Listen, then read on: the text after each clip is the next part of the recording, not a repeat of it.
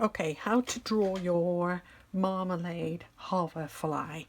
What I tend to do is I will draw I've got a square piece of paper here, by the way, cartridge paper, and I'm using a 2B pencil. I draw a line down the middle so I can get everything symmetrical.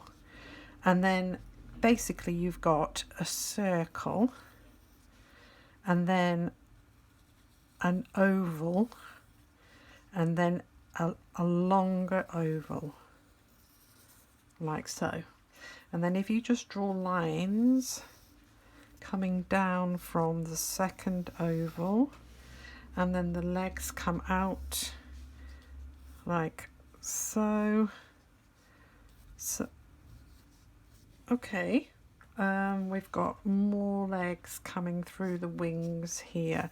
So just draw a very basic shape and then you can add all of your details. The next image you'll see will be the finished drawing.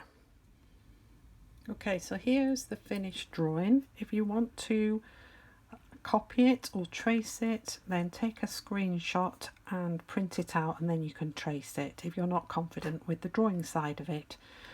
I'm going to use a series of pencils to colour it in. Sorry about the racket. So I've got, I'll show you here, just coloured pencils. I've got a nice range of colours. If you haven't got them, you can mix them up by layering them. So if you want an orange, you can put a yellow down and put red on top, etc, etc.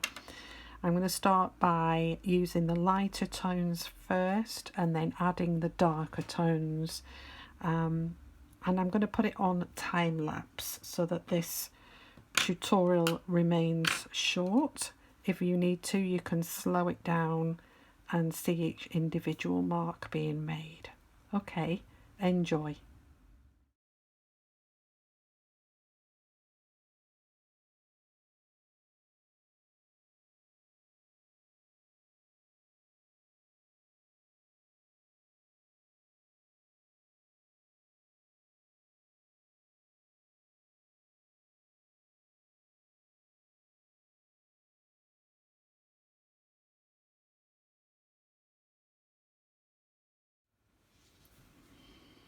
Okay, hope you enjoyed watching that being filled in. Like I said, I've just got normal coloured pencils. They're nice and sharp. Most important, keep them sharp. As soon as they start blunting down like this, you start getting lines that are a bit thicker than what you need for something as delicate as this. So make sure they're nice and sharp. Work small. Work on a square piece of paper. It looks really lovely.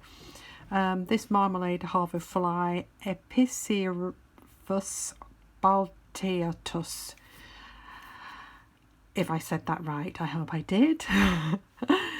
Is orange and black in colour in the main. I've used a little bit of yellow and a little bit of brown just to sort of give it a little bit of depth.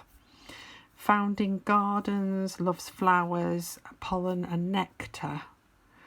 And, you know, faint strips, sometimes grey on the thorax area, appears wasp-like.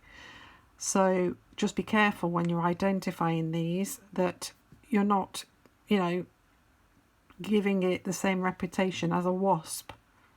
Have a look very closely at these insects. Very kind, important pollinators that we need in our gardens. And even more importantly, the larva of the Marmalade Hoverfly feeds on aphids. So great for all those gardeners who have problems with aphids. So treat the insects well, encourage them into your garden, grow flowers that they like, and look at them a bit closer. They're so beautiful.